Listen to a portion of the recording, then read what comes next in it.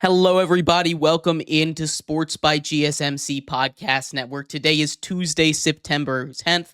I am your host, Jeremy Lapidus, and we are just coming off of the entirety of Week 1 in the NFL, where we just saw Aaron Rodgers and the Jets get absolutely destroyed by the entirety of the 49ers, minus Christian McCaffrey scratched at seemingly the last minute. We'll get into that in a little bit. That's actually what we're going to start off our show with, talking about that Monday Night Football game. Before we get into some rankings, we're doing some NFL power rankings today, talking about rookie quarterbacks as well, and then taking a swing into the world of college football, doing our own top 25 and a special top 5 group of 5, as we need to keep an eye on that for that final spot in the 12-team college football playoff. But before we get into any of that, remember, if you would like to be an even bigger part of the show than you already are, all you need to do is go to gsmcpodcast.net. Or if you are on YouTube, you can use that super chat feature. If you do either of those two things,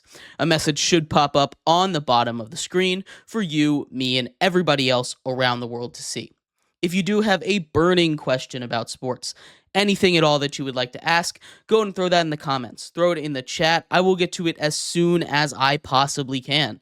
I appreciate everybody so much for sticking around, talking some sports with me here on a beautiful Tuesday, September 10th.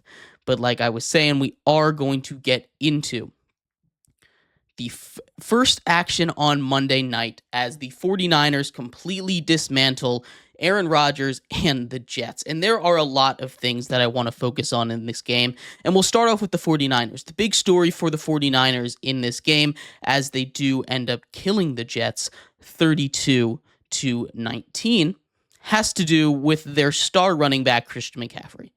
Christian McCaffrey does not play, seemingly at the last moment, scratched at about 6:30 Eastern time, just before they had to announce their inactives.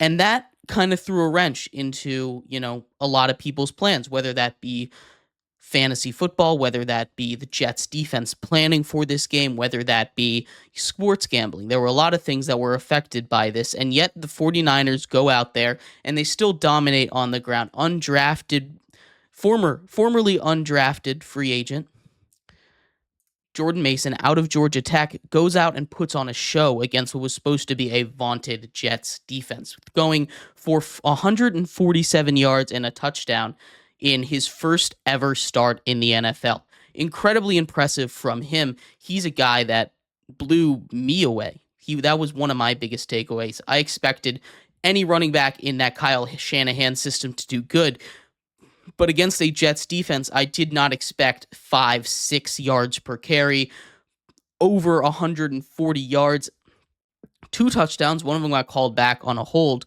and then Debo took that touchdown after taking that penalty. He went out there and he dominated. That Jets run defense looked like they could not stop anything. And maybe that's just because Kyle Shanahan is one of the best run schemers in the entirety of NFL history. But you think this Jets defense that was staunch against everything last year. Now, their run defense was a little bit of an issue, but still, they were solid against the run defense. Against the run, they weren't giving up these huge chunk plays every single time. And it's week 1. I'm not going to judge too harshly, but it was a little concerning for that Jets defense. There was also a weird situation in the second quarter where Sauce Gardner just didn't go back out on defense for about 2 or 3 drives. And the sideline reporter came in and said that he wasn't hurt at all. So that was an interesting little foil for the Jets defense as well. Not sure exactly what was going on there. But it came out after the game. Jordan Mason goes off. The NBC sideline reporter comes up and interviews him after the game, says, "When did you know you were starting? Your family's here. When did you know where you were starting?" He says, "Friday night."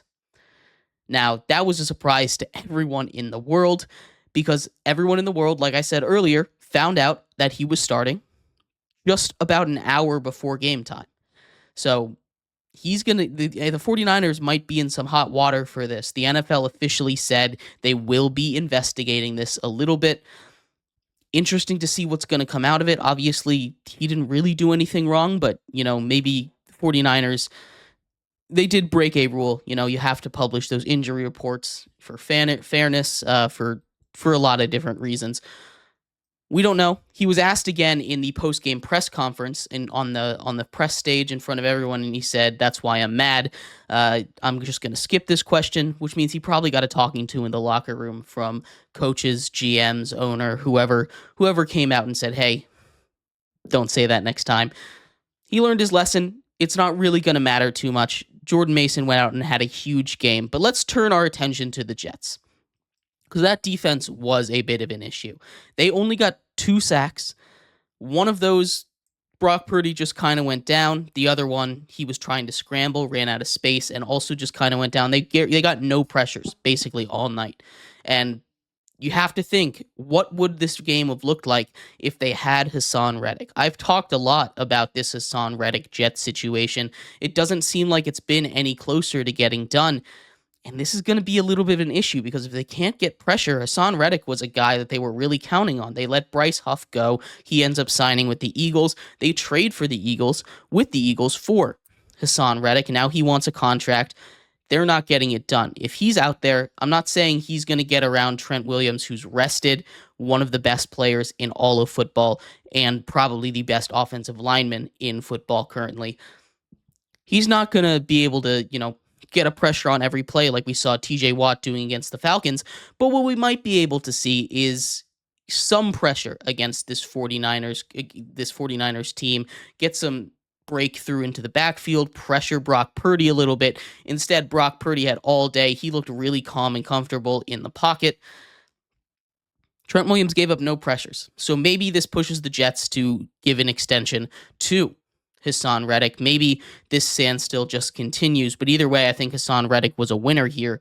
Outside of that, the big conversation is around Aaron Rodgers, and I've heard a lot of conversations both ways about Aaron Rodgers, right? I thought when I was looking at him in this game, the big concern was how is he going to do coming back from an Achilles injury? And we had seen Kirk Cousins, who also suffered an Achilles injury, come back, play, and look kind of uncomfortable with his footwork in the pocket against the Steelers. Now, a lot of that might have been because he had 0 time to throw the ball, but Aaron Rodgers looked fine back there. He looked comfortable. He looked like he was able to do everything. You saw him able to process the game, which always has been his kind of superpower. The arm, he'll get better. He missed a couple throws, was late on the interception that he threw. The ball was a little late and inside on an out route, ends up getting tipped. Not 100% his fault, but a couple years ago, Aaron Rodgers probably would have put that ball in a place where it only would have been caught by Garrett Wilson or would have gone incomplete. Same thing on that 4th down where they went for the game, 4th and 1, throws a little slant, again, low and behind Garrett Wilson. If he throws that with timing and ahead of him, Garrett Wilson legit has a shot to gain 20 more yards of yak on top of that catch. He had a step on the corner there. Instead, turnover, Aaron Rodgers sits for the rest of the game. So it wasn't his best game, but I'm not expecting Aaron Rodgers, after sitting out basically 2 whole years, to just come back and be the Aaron Rodgers that we expect that he was back at that MVP level. I think there was a lot of promising signs. There was only one play that I looked at when I was watching this game that I thought, ooh, maybe he can't really run. And I'm sure you all know what I'm talking about. He rolls out, does a little spin out to the left, something that he did all the time before this injury, and he looked like he was hobbling along. He ends up getting a throw off, barely gets to the line of scrimmage, incomplete throwaway with pressure in his face. He had no power on it. He looked like he was kind of crab walking, power walking across the backfield. It just didn't look that good. Outside of that, he looked fine. He was able to move around a little bit in the pocket. He was able to do what he needed to do without that Achilles really mattering. And like I said, I think he looked fine. He did what he always did, got a touchdown on a hard count, drawing the other team off sides, hitting Allen Lazard up the seam for his only touchdown of the game. It wasn't the prettiest. And it wasn't the prettiest for all of the Jets. They couldn't get the run game going, so they didn't really have time of possession. Breece Hall fumbles on the 4th play of the game. That 4th play of the season has been kind of a mess for the Jets these last 2 seasons, of course. And they were giving up a lot of pressure to this 49ers D. And I don't want to be too hard on the Jets because I think this is a Jets team that's still really good. Their pass defense, for what it's worth, held up really well against these good receivers, these good tight ends, this weapon-filled 49ers team. Brock Purdy was held to basically the same stats as Aaron Rodgers. He was a little more accurate because he didn't have that pressure in his face, but he didn't rack up that many more yards. They held him to field goals a bunch of times. I believe they kicked 5 or 6 field goals in this game. They were able to keep their team from the 49ers from scoring touchdowns, which is very, very encouraging to see. This is a defensive unit that's going to get better. The offensive unit is also going to get better. Now that they're together, they're going to start to become cohesive. The 49ers have been together for a long time, which is why I think they looked a little better.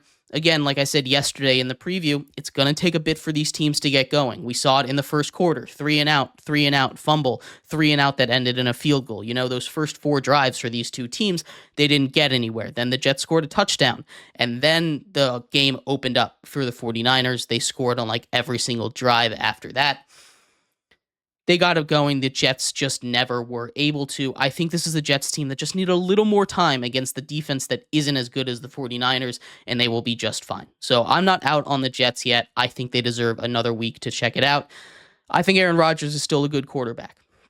Not top 5 by any means, but still a quarterback that is leagues better than Zach Wilson, where they were last year in their quarterback discussion. So this is a Jets team that's still well within their chances to win the division, get a playoff game, maybe even make a deep run in the playoffs. We'll see. But let me know what you thought of that Monday Night Football game. We're going to take a quick break here. When we come back, we're going to start up with our NFL power rankings for week 2. 32-1, we're going to see where things changed, how I have them set. Let me know if you agree or disagree with me. We'll be right back going over all of that coming up next here on Sports by GSMC Podcast Network.